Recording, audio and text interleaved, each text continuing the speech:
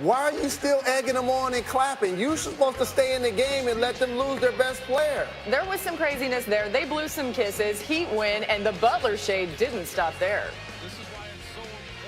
I think it's tough for him because I can guard him and he can't guard me. Like, at the end of the day, that's what it comes down to.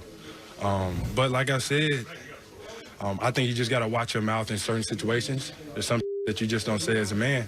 And, I mean, he got to see me the next time because I feel like what he said was truly disrespectful. And it's all good because we see him again. I ain't scared of nobody. So, you know, he talking about, oh, we're going to fight, this, that. It is what it is to me. And then what did you notice the middle finger from him, and was the blowing of the kiss? He's soft. He's not even in my league, like nowhere near me. And if I was their coach, I would never put him on me ever again. He's like, no, put somebody else on me because I'm a Taz every time we play. So he's trash. Okay, so Butler did not stop there. He jumped on Instagram to circle the next matchup, as he mentioned, between these two teams. He said, at T. Warren, don't be mad you can't guard me. We will see what you do about that in March. Jay, you were laughing as you saw that sound there.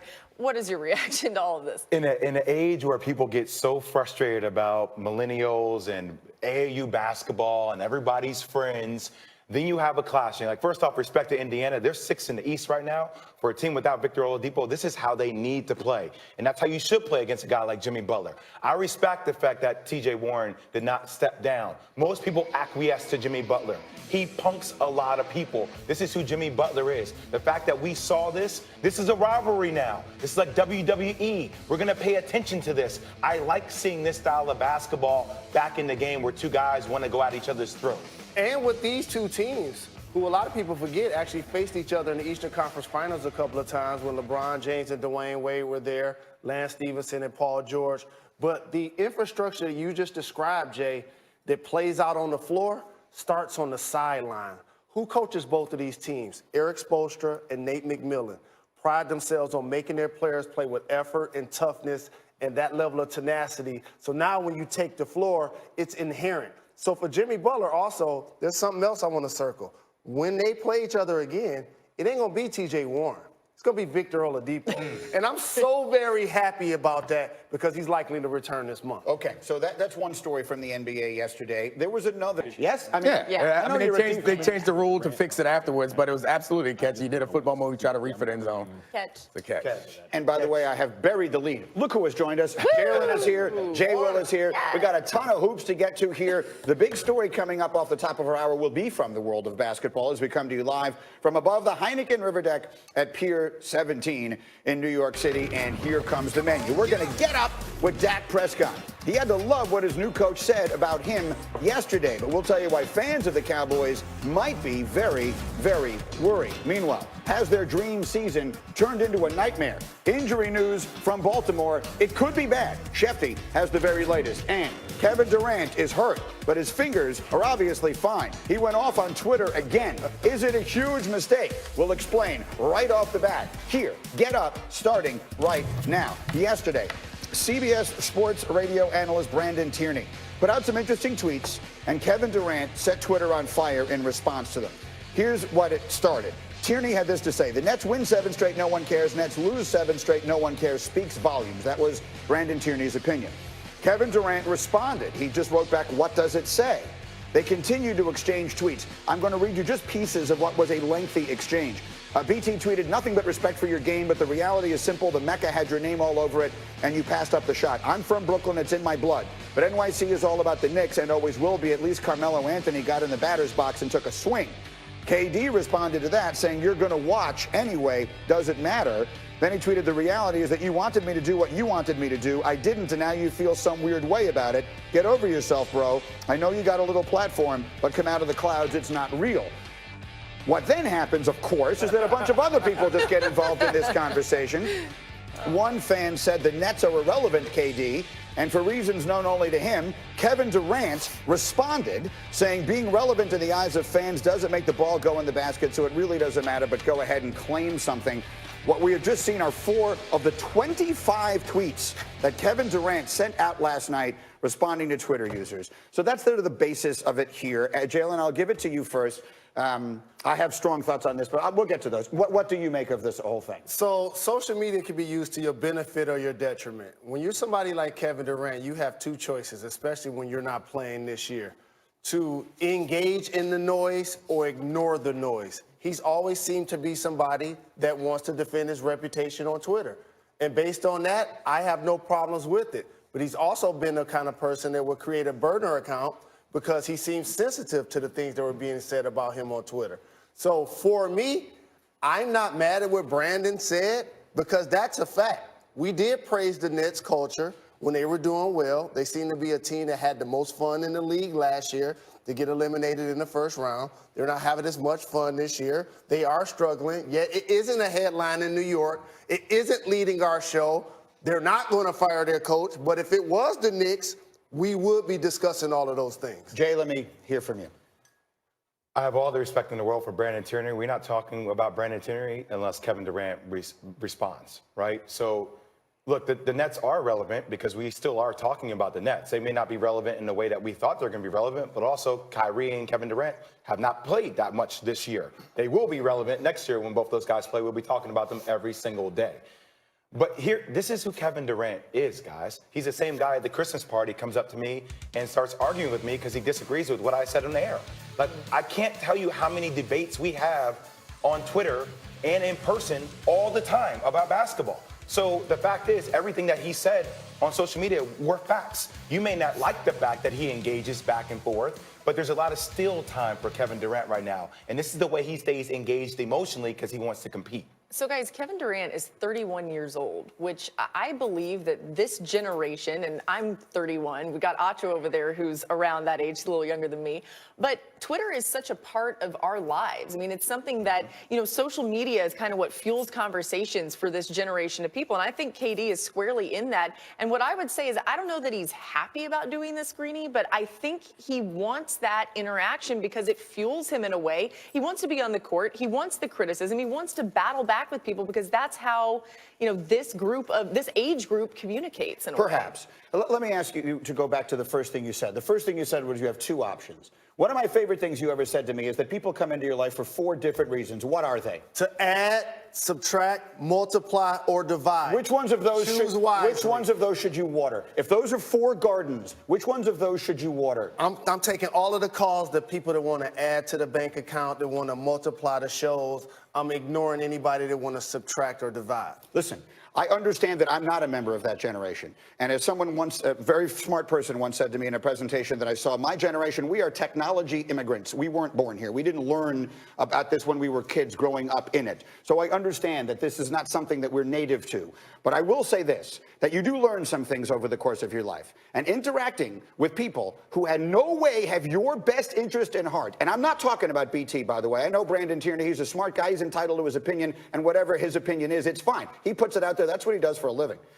But there is zero reason and zero benefit, I don't care what anyone says, to Kevin Durant interacting with people whom he will never see, will never hear from, and who by no means have his best interest at heart. And there is nothing anyone is ever going to tell me that is going to convince me otherwise. Who cares? I think he cares. Yeah, but who cares? This is who Kevin Durant has always been. It's always been. And it's fine to sit up here and say there's nothing to your benefit to respond. You don't think this diminishes him in any way? You don't know that's not to his benefit. Kevin Durant is a 31-year-old guy worth $500 million who has all the business interests in the world in one of the great. I don't think this drives him. I think you're wrong. I think that drives him. Responding to random people on Twitter is the reason he's so great. You know why? Because an elite athlete, I have to find other ways that motivate me. I have to find things that you may not understand because you may not be in the same position as Kevin Durant, but I need to find things that motivate me. Something that motivates me may not be something that motivates you, but it motivates me. Jalen, you're closer in age to me. What do you make of that? I just think that you don't have anything to gain by beefing down. And that's to your point. If Kevin seems to be going at a peer or in a level of competition, or it seems to have an end game, it kind of matters. But Jay, Isn't this always what fans have wanted, though, Jalen? Isn't this what social media was built for? To hear the real live streaming thoughts of what individuals think that you never had a chance to interact with and engage with them for who they really. This is who Kevin Durant really Correct. is. But he engages back and forth with people. Correct. By the way, like I've had my phases on social media where I used to respond to people who gave negative criticism, and then I realized that it didn't matter, and then I would ignore them. So I understand what you're saying, Jay. But here's my line of demarcation. He has shown us that he can be bothered by things that happen on social media, and they can really get under his skin to the point where he would create a burner account to talk about his former team, his former coach. He addressed that on our show. He talked about that in his evolution. I have to ask a question, because you know him better than anybody at this table. Was one of the reasons that he came back last year and played when he shouldn't have the fact that he was hearing all of this criticism out there? He's not tough enough. He doesn't want to play for his team. That all the stuff that happened when he came to Golden State and people called it a weak move. Is that one of the reasons he came back and played when in his heart of hearts he probably knew he should? To say it wasn't a factor, I would be remiss not to say that. I think it was slightly a factor, but I also think it was a fact that Kevin wants to compete. Like he's also he wants to be that player that he knows he is. He's a dog. Like that's how he looks at it. Same way LeBron would want to come back and compete. But all I'm saying, and back to your point real quick, Jay Rose, is that I hear you, but there's been an evolution for Kevin. Like I watched him from the burner account to where he is now, and he's willing to engage. I like the fact that he's engaging because it shows the fact that things still piss him off, and he's going to bring that venom back into next year. This is who he is, guys. Regardless of whether you like it or not, you're getting a front row seat to a Showtime event. So let me make one other thing. Let's just put this on the table. Are we acknowledging that the Knicks would be acknowledged different if they're struggling than when the Nets are? Of course. And why is that? Because the Knicks are a historical franchise with all the tradition and history, although most of it lately has been bad. That's only here in New York, my man. You don't hear other states or other media outlets talk about what will happen next year? Right now, Bobby Marks, hold on one second, Mark, I'm sorry, but I have to, Bobby Marks yesterday got into this mess, or just chimed in and said, the Nets are playing $50 million worth of talent, and they have $70 million on the bench. When those two guys come back healthy next year, if they are the best team in the Eastern Conference, which they might be, will they take over the town? They're going to be eye to eye with the Milwaukee Bucks as the best teams in the Eastern Conference. Will they take over the town? Will they become relevant in the way that people are saying they will definitely be must-see TV. But Jay, the Clippers and the Nets ain't in the position to take over the town just yet. They're going to have to win the championship. If the Lakers did not have LeBron James, we would be talking about Kawhi Leonard and Paul George every single day. How about this? That would be the case for the Nets, Jalen The Rose. Nets and the Knicks aren't even a rivalry. Okay, well, so now we've gotten we'll leave it there. You know what? I'll leave it there. Countdown. The guys in the control room are scrambling random. Pacers, Eric Spoelstra said of his team that they were mediocre on the road. Maybe they were running hot because Jimmy Butler and TJ Warren they're not friends. I mean, here, Warren's not happy with the call because he got called for a foul, so he's yelling at the refs. His emotions are already peaked. And then midway through the third is when things would boil over. Butler drives to the basket. He's fouled by Warren, so then they're going to, chest up a little bit, pretend like they're going to trade blows. Let me allow you look at the screen, or I'll just give you, you're trash. And then Butler's like, I'm tough. You can't guard me. You're trash. So after the foul by Warren, Butler and Warren square up. They exchange those words. They get broken up, whatever. Both players end up getting technical fouls. That was important. Why was that important? Because, again, I said tempers were flaring. They certainly wouldn't be calmed by all that trash talking. Come get me. Come get some. I'm pretty sure that's not what he's saying, but dale. Just inferring. So immediately following the review, because they just wanted to make sure everything was good, right? They give those players technicals. This is what happens. Butler shoves his shoulder into Warren, okay? That's an offensive foul, and he's called for it. And then Warren starts tapping in his face. But he does it right in front of the refs, and they're like, you know what? You're out of here, because that's technical, so you get ejected because that's your second technical, and Jimmy Butler's like, mwah, kiss off. Ooh. Nate McMillan, the Pacers coach, would say, yeah, blurred that out. Both players should have been ejected. Butler was not penalized, other than the offensive foul. You hear it there. Did you see what Jimmy Butler did? Well, there it is. You clap, you hit the showers.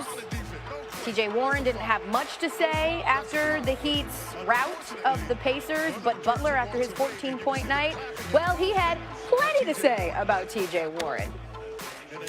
I think it's tough for him because I can guard him and he can't guard me. Like, at the end of the day, that's what it comes down to. But like I said, I think you just got to watch your mouth in certain situations. There's some that you just don't say as a man. And, he got to see me the next time, because I feel like what he said was truly disrespectful, and it's all good because we see him again. I ain't scared of nobody. So, you know, he talking about, oh, we're going to fight, this, that. It is what it is to me. And then what did you notice the middle finger from him, and was the blowing of the kiss? He's soft. He's not even in my league, like nowhere near me. And if I was their coach, I would never put him on me ever again. He's like, no, put somebody else on me, because I'm going to tear his ass up every time we play. So He's is this trash. sort of- Jimmy Butler is a whole mood. So then, of course, he took to Instagram. I do want to keep this in mind because he's got it circled. It's going to be a few months before they actually get to play that circled game against the Pacers in Indiana. And something Jimmy should keep in mind, too, is that Victor Oladipo is expected to be back by then. And, well, Oladipo's beaten the Heat in each of his last 3 tries.